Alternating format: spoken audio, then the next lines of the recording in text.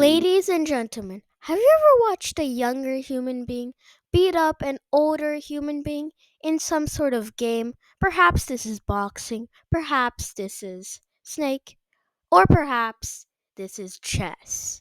So today we're going to be watching the very young Praggnanandhaa Babu beat up Magnus Carlsen, who is approximately like 10 years older than him. So, without further ado, let's see how this young kid beat up this old kid.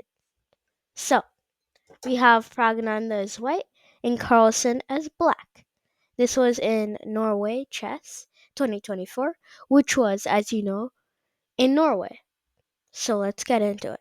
So, e4, c5, knight f3. This is a common Sicilian, open Sicilian, and we have a con actually. I think it's called Pearl Con, but everybody calls it the Con Sicilian, is where black develops the queen early, and his idea is like a basic dragon kind of thing, but in addition to the typical b5 idea and bishop to b7 idea, black also may have the idea to castle long in some cases, and overall the queen has better control. The bad things about this is that the queen, first of all, is more vulnerable to attacks. But black has control of that because he controls the b5 square as well as the e6 square. So the knight can't drop into any of them. And secondly, the queen can't support some pushes like I'll just remove all of this. This is really confusing with this arrows. I don't know how to do that. Okay, while I figure out all the arrows, the queen doesn't support major pawn breaks, which are extremely important in some cases for black. Like, I'm almost done. Yeah, so like if I can't speak, like d5, which might be used to open up the bishop if this bishop can't go to b5 for some reason, like if white plays a4 for some reason. And the queen might not be able to go to h4, which is a pretty decent attacking idea in some lines. We have castles, knight to f6. And also, I don't really know the purpose of bishop to d3. I would rather just play a regular move like c4 and knight to f3. And the benefit of c4 now is that you prevent any b5, along with the idea that you can put your knight behind the pawn. So we have queen to c7, castles, knight to f6, putting pressure on this pawn. I simply cannot move my mouse. And Praggnanandhaa plays this mysterious queen to e2 moves. Perhaps the idea is... Actually, you can not really understand the point of this idea unless you look later into this game.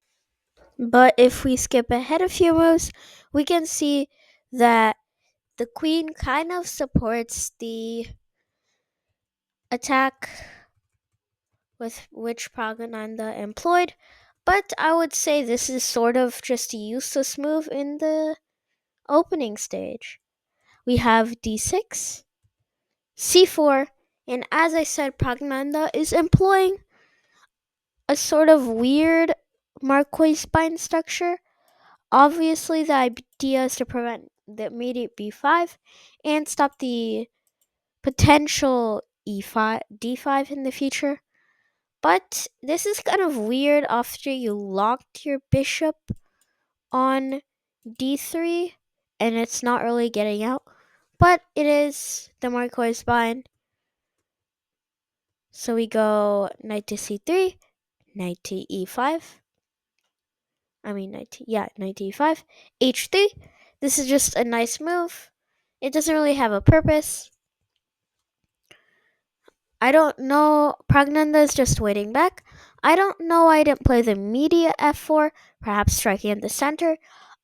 Aggressive moves that go forward without harming your position are usually the way to go, and there is no immediate refutation to this move. Perhaps Praggnanandhaa didn't want to trade off immediately. But instead we have the odd h3. I would understand this if even the bishop could get to g4, but the bishop literally can't get to g4. It's physically blocked by this pawn, so this move technically has no purpose. We have h3, b6.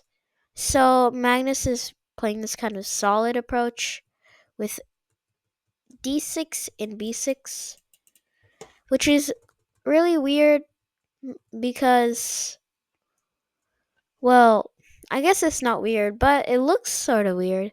You block in this bishop, and as Magnus is shown, he for some reason has no intention to play g6 and bishop to g7, and rather would just let his bishop stay in jail. We have f4 now, and it's really interesting to me how for some reason h3 is really important to Praggnanandhaa for no reason. Takes, and now bishop to b7, pressuring the e4 pawn, but this trade actually benefits Pragg because, as you can see, the bishop hasn't moved, therefore the king is still in the center. He's definitely not going to castle long, and short will be another move, so Praggnanandhaa can take advantage of this and open the center with rook to e1. Or f5, which happens in the game, which is a more direct approach but allows e5. But instead of e5, I guess he didn't want to play e5 because he gives up this major e4 square, d5 square. Giving up squares so easily by just attacking pieces is a really important concept that you need to avoid, because what happens with these kind of moves is that, firstly, Pragg, well, I'm not saying it's really bad in this situation because it's sort of needed with Magnus's kind of passive setup, but usually, except this case, you don't really want to do it because you hurt your pawn structure. This pawn is considered a backwards pawn since it can't go forward. And this pawn might become a target because this pawn has no neighbors, so it is an isolated pawn, except the pawn that is forward. So it doesn't have any defense, and this pawn defends this pawn, so it's a chain reaction, and therefore this pawn is also pretty weak. But to gain advantage to losing the d5 square, also, which is a disbenefit, because the knight can easily take control of the light square, and white has more pieces on the light squares than the opponent, so it's good for white. But in return, black gets some of the dark squares, and one is the important d4 square. So it's kind of a trade for a trade, but Magnus decides, I won't be so desperate and give up this square as well is in the structure minority weakness. And he just goes with the queen to d7. There's no really purpose, it's just a general defending idea. We have bishop to g5, and usually bishop to g5 is a really important move in attacking setups because this signifies that, well, if Magnus doesn't play bishop to e7, which he which he does, you're just, well, there's no really other move you can play. I don't know any other move, but perhaps h6.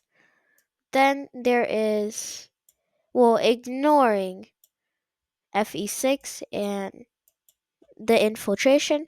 That is the one of the ideas.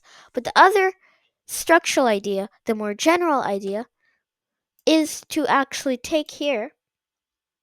And as you notice, even though black has sort of secured his king, white cashes in, and still, well, he doesn't cash in everything, but he cashes in enough so that his pieces can be useful.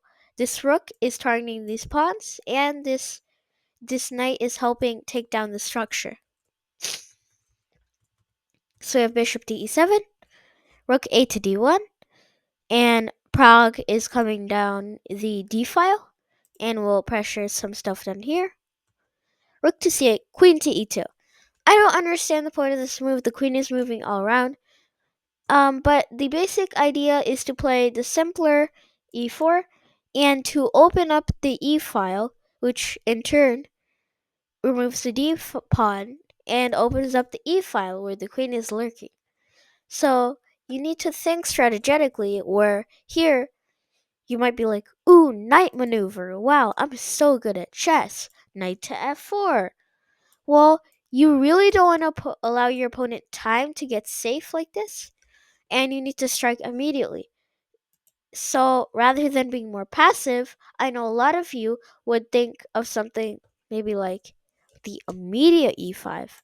But the problem here is that you have really nothing, and that's why also staying sharp in calculating the variations are important. So you just trade queens, which is also not wanted. So it's a lose-lose for white. I mean, no win-lose. So we have queen to e2 with the idea of e5, as I mentioned earlier. We have e5 itself. And as I said earlier, Magnus doesn't want to take this kind of,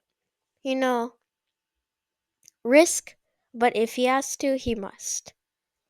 So we have bishop takes f6, and it's really needed in this situation.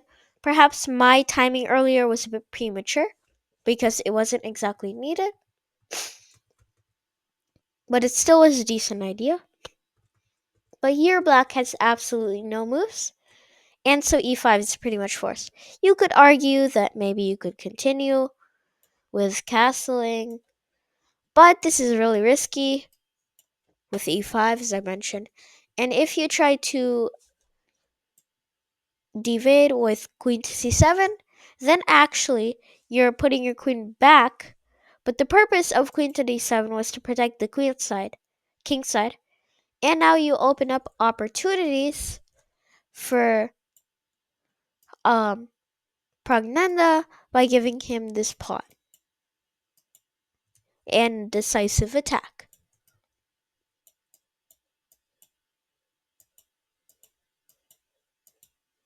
We can't draw arrows. So we have bishop takes f6, bishop takes x6. And notice how Pragg has employed a bishop versus knight strategy, where one of the bishops is completely out of play because it's blocked behind a pawn chain of dark squared pawns. So this is how, with knights, you take advantage of a position like this. And now Pragg is going to take advantage of this beautiful d4 score with knight to c2, knight to b4, and knight to d4, d5. And look at the piece harmony he has. Instead of knight to b4, he has to play knight to e3, defending the c4 pawn. And Magnus is putting susceptible pressure by offering a trade, which Praggnanandhaa sadly has to accept. So king to h1, because if he perhaps tries to sacrifice the pawn, it's not such a great idea, because if you go like here, black is actually completely safe. And you're the one with the attack going on you, because you opened the g file intentionally. So you have king to h1, takes, and f6, solidifying the structure from any sort of pawn break with their own f6. Important idea. b3. Simply solidifying things. There's nothing that mature going on in this game. They're going to go with knight to d4 with the added benefit of attacking b6. So Magnus just plays b5 immediately to not deal with it. And knight to d4. Putting the knight in the center was the whole plan. And if he capture, there is actually this move, and things are getting tough on the queen's side.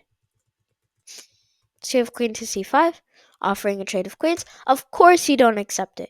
If you accept it, you should learn much more about attacking, because the queen is a vital attacker. As you know, the queen is the most powerful piece, so it should not be traded off. Instead, now Pragg may have a plan when things calm down on the king side to push g4, g5, and actually attack Carlsen. We have bc4, and if you capture here, there's not the same thing because the queen isn't here. So we have an intermezzo before Pragg starts bringing the pieces. Instead of g4, he decides to go for a rook lift and start attacking on the king side. This may be defendable, but Magnus surprisingly doesn't deal with it in the right way. We have bishop takes d5, rook takes d5, queen to b6, pressuring the b3 pawn, bc4, rook c4, and rook to b3. And now, actually, Magnus is going for the pressure because his pawn is pressured and his queen is attacked. We have rook to b4, rook d to d3, takes, and now Magnus will have to deal with the annoying queen and actually the threat of checkmate if he moves too far. What was that? So queen to c7 is forced, queen to d1, and now Pragg is going to take advantage of the extremely weak light squares, which, wow, what is happening with my arrows?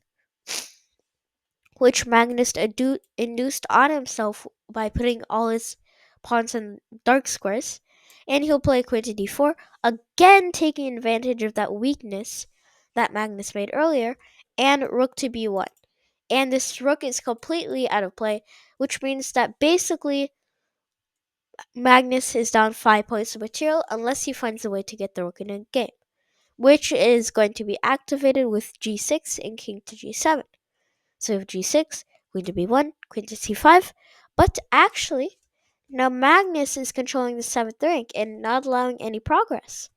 So we have gf5, and now it doesn't matter if Praggnanandhaa loses a pawn or two, he's actually just going to destroy Magnus in a battle of initiative.